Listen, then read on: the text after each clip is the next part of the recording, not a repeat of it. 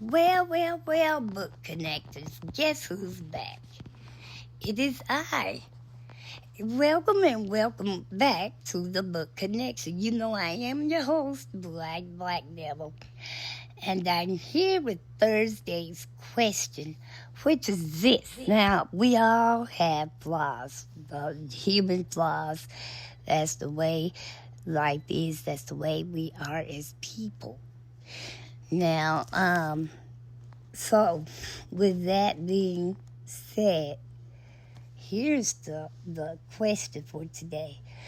If there was one thing about yourself that you could change if possible, what would it be? Because I'm not talking about aesthetics, your hair length or color or tone or whatever. I'm not talking about your facial features, your voluptuous body or your, tall, slim. No, I mean your inner you, who you are at the core. If you could change one thing, whether anyone else noticed or not, you would. Now, my answer is probably going to make some of you like, where is she coming from with this one, all out of left field? And some of you will probably say, well, if that's all you have to say, then you're walking on the easy street, as they say. But what I would change is this about me. I wish that I could stay angry longer than I do. It's really true. I really do. Because I feel like people who can stay stay angry about something for longer than I do, they usually come out having learned how to approach a situation or how to respond when you put in that position again. And so I'm like, yeah. Now, normally, naturally, typically speaking, I am very slow to anger. I am. Now, anger is not the same as being annoyed. Anger is not the same as being impatient. Anger is not the same always as, having a reason to constantly complain. I'm not that way. But whenever I finally get angry, it is as almost time I acknowledge to being angry, the anger completely disappears. I mean, it's like it never happened. And I'm one of these people who, when I do get angry, I can command attention just because. Like, if the people in the house or whatever, when I finally do get mad, it's almost as if they stop breathing. You can just hear the whole, and they won't say anything. And if I leave the room or if I stay in the room, they normally will be the ones out here whispering on the way out. What happened? Who may hurt me? Oh no, don't go in there.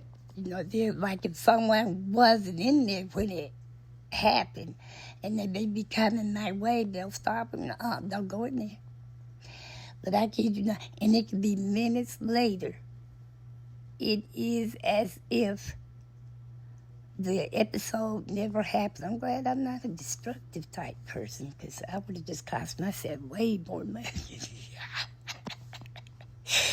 But anyway, anger does have a purpose in our lives, and I just wish that if I just have to get angry, I would like to be able to take that anger and learn something constructive from it, other than just for the sake of saying I'm mad, or I got this person told, or I did this to this person's property and all of that stuff. That's just not me.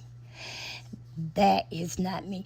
Now, when I say angry, I think what I should say is that I used to confuse being angry and getting my feelings hurt. Now, because getting my feelings hurt, I am sensitive. I don't think that I'm acutely sensitive. But I do know that I am sensitive. And sometimes I will say so-and-so or something made me so mad. It did make me mad. A lot of times it just hurt my feelings, and it may come out as anger.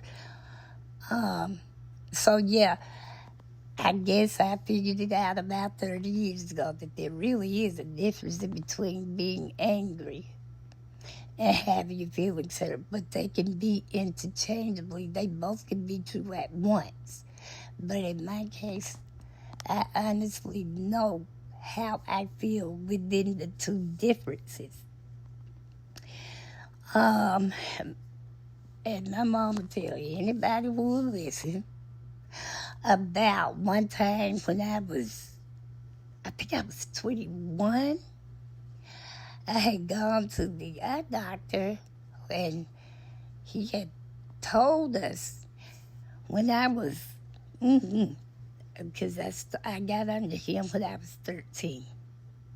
And so he was telling us, he'd always said, now you can try this surgery, but I won't do it. He said, because she's talking to my mom, but he was like, she is upwardly mobile. She's able to keep up. She's doing what she's supposed to do. She has extracurricular activities. And because of what she has, I can do a lot of things. But if the surgery is not a success, I cannot restore her to where she was before the surgery. Now, I'd heard that all my life since I was 13. So why at age 21? Well, he did say, now, when she gets older, we can revisit it then. He said, but now I can't tell you that she can't have the surgery. I'm just saying that I won't do it. And at that time, little did we know he was the #1 eye doctor and surgeon in the country. We didn't know that. And because he just was not a braggadocious type person. But anyway, he did say when I got older, I don't know why I thought just because I was 8 years older when I went back and approached him, that's what he meant. But he was like, no, when she hits her 50s or 60s. But I still say, if you want the surgery, I won't do it, but I will give you the name of the doctor who will. You just let me know.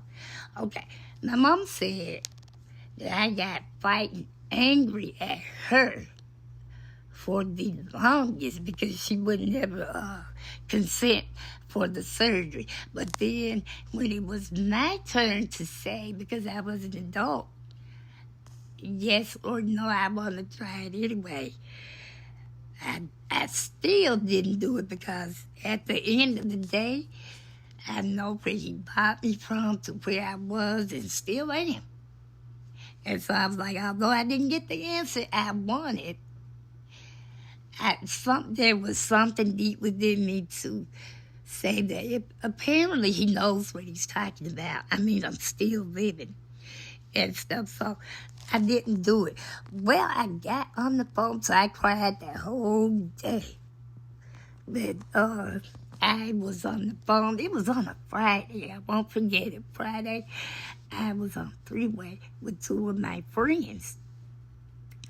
They had procedures done, and they didn't tell their families because if the surgery had not been a success, they didn't want to hear the I told you so. You should have left well enough alone and all of that stuff. Well, that's why they didn't tell them.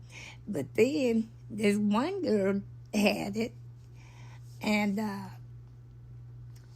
her mother ended up having surgery where they live, and the man who operated on her mom, he botched the surgery.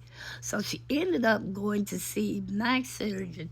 He had to go in there and try to undo and reconstruct some of the damage that was done. And also, when we were on the phone talking that night, she said, I really don't know why I didn't tell my family, because my mom let Dr. So-and-so operate on me, so technically, but she can say to me, I tell you, I laughed way harder than I had cried, not even 6 hours ago.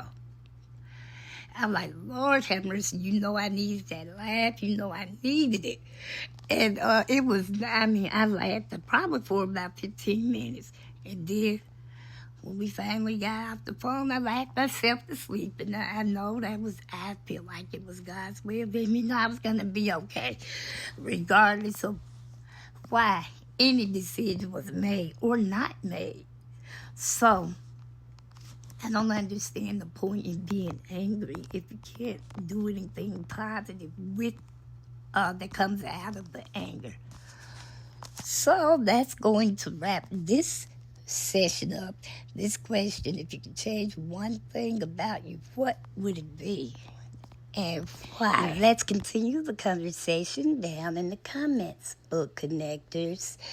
Because I would love to know what experiences you have that you would change if you could, And let's just be open and honest. But in all of that, please remember to share only as much as you care to share with us on this segment of the channel. Everyone, please remember and know that I thank you from the bottom of my heart for being subscribed, and the visitors for at least viewing the channel. Everyone, please remember to check and make sure that you're still subscribed. And then remember, everyone, please remember to like, share, comment respectfully. And not only do I need you to have your notification bells on, I need them to be set to all, so you'll know every time I drop another gem on you. And in the meantime, book connectors, remember this. As long as there are books around, there is always something to read. And until we read and or connect again, be safe out there. Enjoy yourselves. Enjoy each other. Enjoy your day or night. And know that you are loved by me, and God bless.